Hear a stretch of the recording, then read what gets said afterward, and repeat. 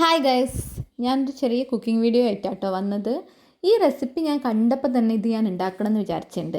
ഇത് ഉണ്ടാക്കാനുള്ള എളുപ്പം കൊണ്ടൊന്നുമല്ല, പക്ഷേങ്കിൽ ഞാൻ നോക്കിയ സമയത്ത് ഇതിന് കുറച്ച് ഇൻഗ്രീഡിയൻസ് മതി. ചില സമയത്തൊക്കെ അങ്ങനെയല്ലേ, 3-4 ഇൻഗ്രീഡിയൻസ് മാത്രം വെച്ച് ഉണ്ടാക്കാൻ പറ്റുന്ന റെസിപ്പീസൊക്കെ ട്രൈ ചെയ്യാൻ നമുക്ക് ഭയങ്കര ഇഷ്ടമായിരിക്കും അല്ലേ. അതിനെപ്പറ്റിയൊക്കെ പിന്നെ പറയാം. ആദ്യം നമുക്ക് എങ്ങനെയാണ് ഉണ്ടാക്കുക, എന്തൊക്കെ ഇൻഗ്രീഡിയൻസ് വേണം അതൊക്കെ പറയാമല്ലേ. നേരത്തെ പറഞ്ഞ പോലെ തന്നെ ഇത് ഉണ്ടാക്കാൻ ആകെ 4 ഇൻഗ്രീഡിയൻസ് മതി. ഉരുളക്കിഴങ്ങ്, ചില്ലി ഫ്ലേക്സ്, പിന്നെ കുരുമുളക് പൊടി, പിന്നെ കുറച്ച് കോൺഫ്ലോറും. ആദ്യം തന്നെ ചെയ്യേണ്ടത് ഒരു 3-4 ഉരുളക്കിഴങ്ങ് എടുത്ത് കുക്കറിലിട്ടൊന്ന് വിസിൽ വരുത്തുക. കുറച്ച് ഉപ്പും കൂടി ചേർത്തിട്ട് വേണം കേട്ടോ വിസിൽ വരുത്തി വെക്കാൻ. ഇനി ആ ഉരുളക്കിഴങ്ങ് എടുത്ത് തൊലി കളഞ്ഞ് നന്നായിട്ടൊന്ന് ഉടച്ചെടുക്കുക. അങ്ങനെ ഉടച്ചെടുത്ത ഉരുളക്കിഴങ്ങിലേക്ക് കുറച്ച് കോൺഫ്ലോർ, ചില്ലി ഫ്ലേക്സ്, കുരുമുളക് പൊടി ഇതൊക്കെ ചേർത്തിട്ട് നന്നായിട്ടൊന്ന് മിക്സ് ചെയ്യുക. ഇതിങ്ങനെ മിക്സ് ചെയ്യുന്നത് ചെറിയ ചൂടോടെ തന്നെ വേണം കേട്ടോ, അല്ലാണ്ട് കുറേ കഴിഞ്ഞിട്ടല്ലേ ഇങ്ങനെ മിക്സ് ചെയ്യേണ്ടത്. ഈ ചെറിയ ചൂട് എന്ന് പറഞ്ഞിടത്തിൽ ഞാൻ കുറച്ച് നല്ല ചൂടോടെ തന്നെ മിക്സ് ചെയ്യാൻ തുടങ്ങിയതിനെ കൊണ്ട് എനിക്കത് പറ്റിയില്ല.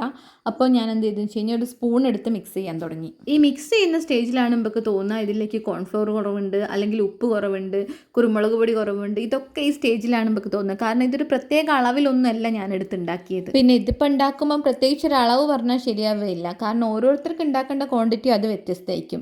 പിന്നെ എല്ലാവരുടെയും ഉപ്പും എരിവും അതൊന്നും ഒരുപോലെ ആയിരിക്കില്ല. ഇനി ഇതിലേക്ക് വേണമെങ്കിൽ നമുക്ക് ഒറിഗാനോ ചേർക്കട്ടോ. എൻ്റെ കയ്യിൽ അതില്ലാത്തതുകൊണ്ട് പിന്നെ ഞാനത് ചേർത്തില്ല. ഇതും ഇങ്ങനെ മിക്സ് ചെയ്യുന്നതിനേക്കോണം ലൂസാണെന്ന് തോന്നിക്കഴിഞ്ഞ് കഴിഞ്ഞാൽ കുറച്ചുകൂടി കോൺഫ്ലോർ അതിലേക്ക് ചേർത്ത് കൊടുത്താൽ മതി കേട്ടോ. ഇനി ഇത് നന്നായിട്ട് കുഴച്ച് റെഡിയാക്കി വെച്ചതിന് ശേഷം ഒന്ന് പരത്തിയിട്ട് ഫ്രിഡ്ജിലേക്ക് ഒരു അരമണിക്കൂർ വെക്കണം, ഒന്ന് സെറ്റ് ആവാൻ വേണ്ടിയിട്ട്.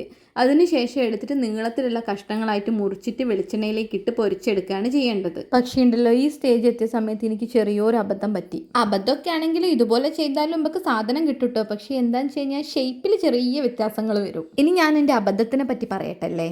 ഞാൻ എന്താ ചെയ്തതെന്ന് വെച്ചാൽ ഇത് നല്ലോണം കുഴച്ച് സെറ്റാക്കിയതിന് ശേഷം ഞാനിത് അപ്പം തന്നെ പരത്തി ഷേപ്പാക്കാൻ നോക്കി. ആ സമയത്ത് എനിക്ക് പറ്റിയില്ല.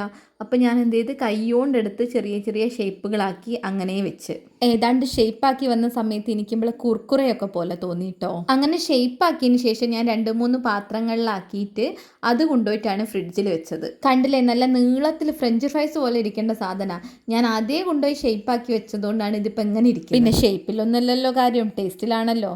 അതുകൊണ്ട് പിന്നെ തളരരുത് എന്ന് വിചാരിച്ച് ഞാൻ നേരെ കൊണ്ടുപോയി ഫ്രിഡ്ജിൽ വെച്ച് ഒരു അരമണിക്കൂർ സെറ്റാക്കിയതിന് ശേഷം എടുത്തുകൊണ്ടുവന്ന് പിന്നെ നല്ല തിളച്ച വെളിച്ചെണ്ണയിലേക്ക് ഇട്ട് ഞാനിങ്ങനെ പൊരിച്ചെടുക്കാൻ തുടങ്ങി. ഇതിലും കൂടുതൽ വെളിച്ചെണ്ണ ഒഴിച്ചിട്ട് നമുക്ക് നന്നായിട്ട് മുക്കി പൊരിച്ചെടുക്കട്ടോ. പക്ഷെ ഞാൻ ഈ രീതിയാണ് എടുത്തത്. ഇങ്ങനെയാകുമ്പോൾ പിന്നെ ഒരു സൈഡ് വെന്ത് വന്നതിന് ശേഷം മറിച്ചിട്ടിട്ട് അടുത്ത സൈഡും കൂടി വേവിച്ചെടുക്കുക ചെയ്യേണ്ടത്. വെളിച്ചെണ്ണ കിടന്ന് നല്ലോണം മുരിഞ്ഞ് ഒരു ഗോൾഡൻ ബ്രൗൺ ആവുന്ന സമയത്താണ് നമ്മളിത് കോരി മാറ്റി വെക്കേണ്ടത്. ഇതിൻ്റെ ഒരു ടേസ്റ്റ് എങ്ങനെയാണ് വരികയെന്ന് വെച്ച് കഴിഞ്ഞാൽ പുറത്ത് നല്ല ക്രിസ്പി ആയിട്ടും ഉള്ളിൽ അത്യാവശ്യം ജ്യൂസി ആയിട്ടും അങ്ങനെയാണ് ഇതിൻ്റെ ഒരു ടേസ്റ്റ് വരുന്നത്. എൻ്റെ ഒരു അഭിപ്രായത്തിൽ കുട്ടികൾക്കൊക്കെ ഈവനിങ് സ്നാക്സ് ആയിട്ട് ഉണ്ടാക്കി കൊടുക്കാൻ പറ്റിയൊരു ഐറ്റമാണത്.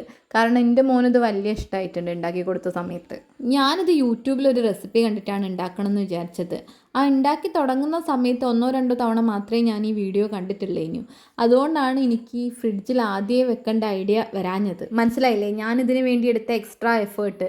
കാരണം എന്താണെന്ന് വെച്ച് കഴിഞ്ഞാൽ ആദ്യം ഈ മാവൊക്കെ റെഡിയാക്കി അത് പരത്തി ഫ്രിഡ്ജിൽ വെക്കേണ്ടതിന് പകരം ഞാൻ എന്തെന്ന് വെച്ചാൽ അത് പരത്തി അത് ഓരോരോ ഷേപ്പിലാക്കി അങ്ങനെയാണ് ഞാൻ ഫ്രിഡ്ജിൽ കൊണ്ടുപോയി വെച്ചത്. ഞാനിത് പിന്നെയും പറയുന്നതിൻ്റെ കാര്യം എന്താണെന്ന് വെച്ച് കഴിഞ്ഞാൽ ആർക്കും ഇനി ഇങ്ങനെ ഒരു അബദ്ധം പറ്റരുത് എന്ന് വിചാരിച്ചിട്ടാണ്. അങ്ങനത്തെ അബദ്ധമൊന്നും പറ്റിയില്ലെങ്കിൽ എനിക്ക് തോന്നുന്നത് ഇത് എത്രയും പെട്ടെന്ന് തന്നെ ഉണ്ടാക്കാൻ പറ്റുന്ന ഒരു സ്നാക്സ് ആണ്. ഇതിപ്പോൾ ഇങ്ങനെ പൊരിച്ചെടുക്കുന്ന സമയത്ത് നല്ലൊരു സ്മെല്ലൊക്കെ വരുന്നുണ്ട് കേട്ടോ.